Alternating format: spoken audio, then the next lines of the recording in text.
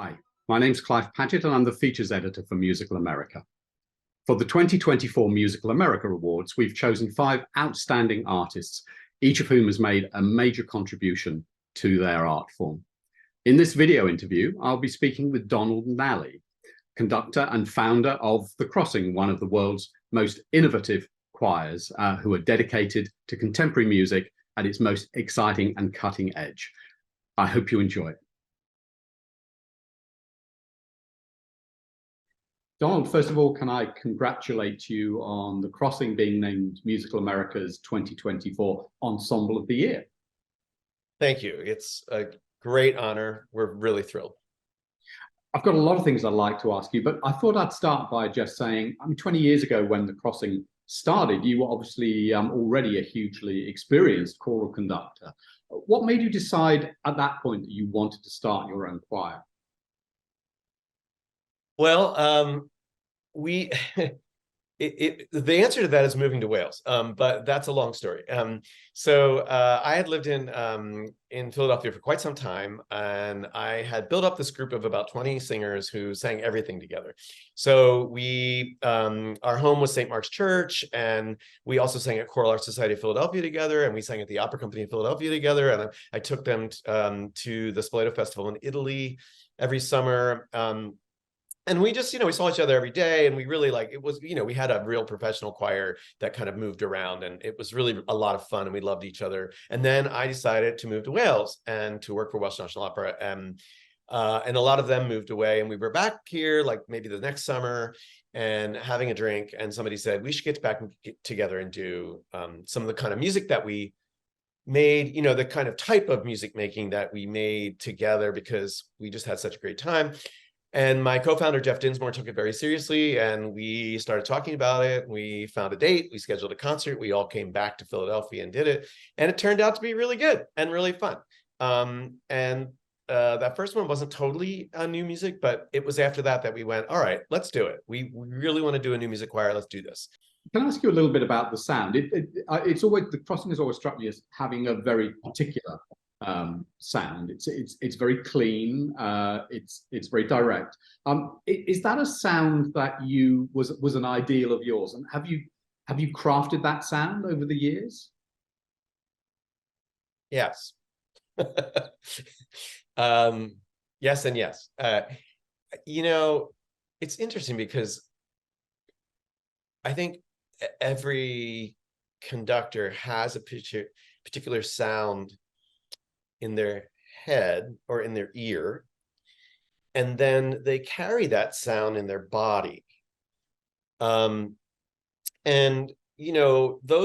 most fortunate of us work with a group regularly, like a lot, so that sound becomes a part of the culture of that group. And that isn't the case in a lot of larger ensembles these days, but fortunately, that is a part of my world.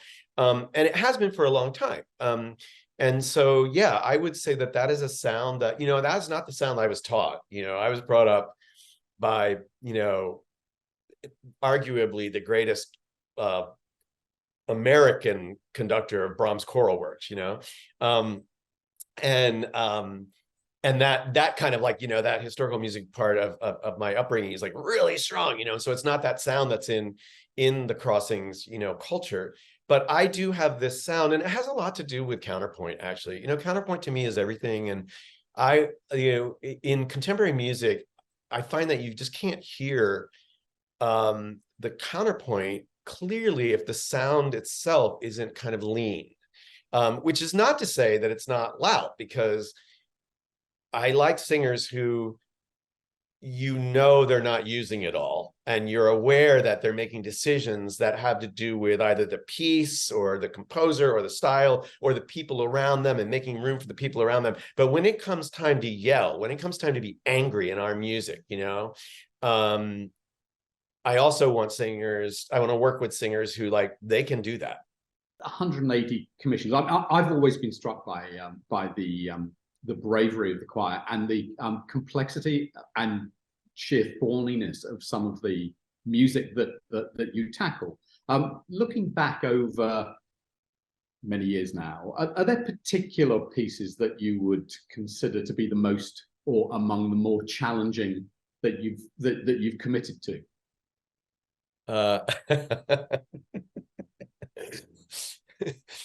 I'm laughing because I thought you were going in the direction of asking you about favorites, and of course I'm not going to answer that.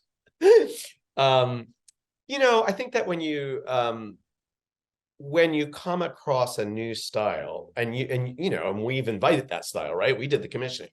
Yeah. When you come across a new style, sometimes it takes you to go, I have to go around I have to look at it from the right, I have to look at it from the left, I have to go around the back of it and look at it as if I was the composer looking at me, all this kind of stuff to try to figure out, like, how does this actually work? And there are pieces like that. The one that comes to mind most readily is this marvelous piece that Stratis Minikakis wrote for us called Crossing Cycle. And it started out as a 2-movement work, and I loved it so much that we asked him if he would expand it to a 5-movement work.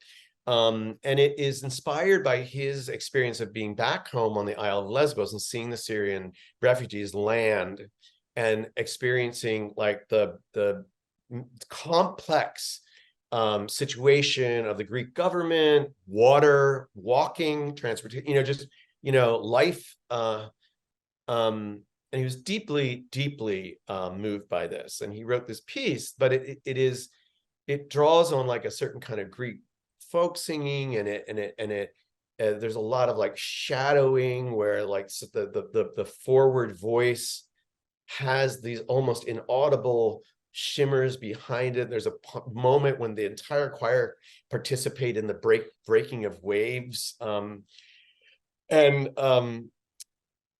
it's extraordinary.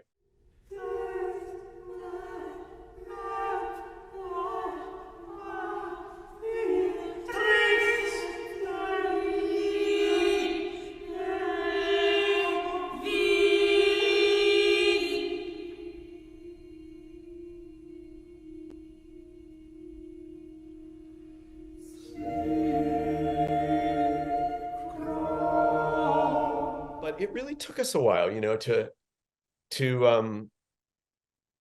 figure out who we are in this piece, because honestly, that's the big question, so here's the story. Who are you in this story, right? And that's just technical, or sometimes that's the technique is fine, but the emotional part of it's complex. And so that that comes to mind, but there's been a lot of others. It took us a while to figure out Michael Gordon's music, to be honest. Doing canonets, singing a 24-voice canon at the 8th note so that the person on your right is an 8th note ahead of you and the person on your left is an 8th note behind you. Sometimes that took a little bit of getting used to, but we got there. How much more exciting is it working on a new piece of music when you have the composer in the room? I honestly don't know what it's like not to have the composer in the room. They've been there for so long now. We always have them here for premieres and recordings. We want to get the piece really so we make a lot of recordings, and we do that because the composer is here, and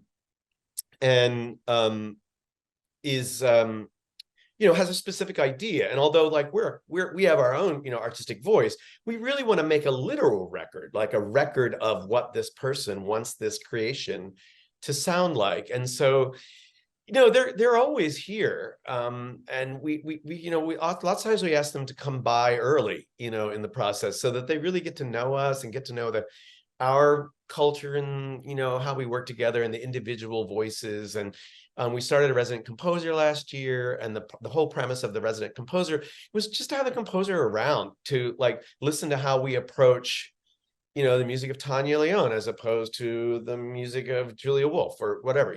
We just kind of asking, so I see that they do this in this situation, maybe if I wrote this it would go this way, right? And it's working really well. So I don't know, but it's very seldom that the composer's not here. And can I ask what you're working on now? Yeah, we just finished up the premiere recording and tour of Tanya Leung, a new piece that she wrote for us and Claire Chase, a new piece of Ayanna Woods that came from her resident composer residency, which was 22-23. Our current resident composer is Nina Shekhar, and a piece that Wang Lu wrote for us in 2021 that was originally designed as one of our outdoor pieces, our echoes. We have this speaker equipment that we designed during the pandemic so that we could go outside and still sing together as a choir, but stand 30 feet apart from each other, because that's what we were told we had to do. So we figured out how to do that.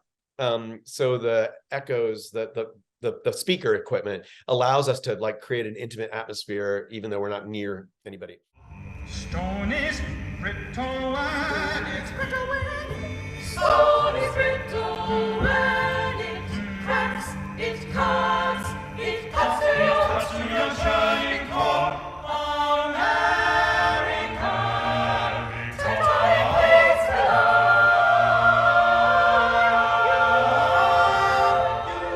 you. Shift in your seat. So Wang Lu wrote that piece for us standing in a 230-foot diameter circle, but we brought it inside because it's a remarkable piece on these two poems of Forrest Gander about grief. It's absolutely remarkable.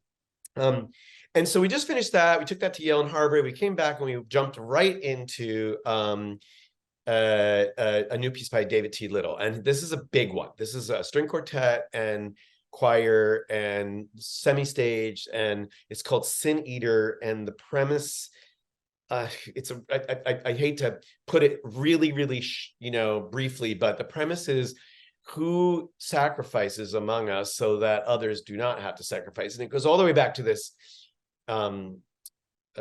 Welsh practice in the I believe medieval time of sin eating, where someone lesser of the village would be brought into a rich person's home. Bread and wine are placed on the body. They the bread and wine take on all the sins of the dead person. The sin eater eats them, and the dead person goes to heaven without any sin. And the poor, then they give the guy a quarter and tell him to go, bear all those sins, right? So it basically is asking the question also, like, who amongst us today? Is it the people who like monitor Facebook for, violence and sex, or is it people that work unseen in the backs of restaurants? And, like, it just asks a lot of big questions. Donald, thank you so much for sharing those fascinating insights, and congratulations again on The Crossing winning this really well-deserved award. Well, thank you from all of us. Truly, we're really going to party in Philadelphia over this. So thanks. Thank you for your interest in the 2024 Musical America Awards, and please feel free to check out the interviews with our other honorees.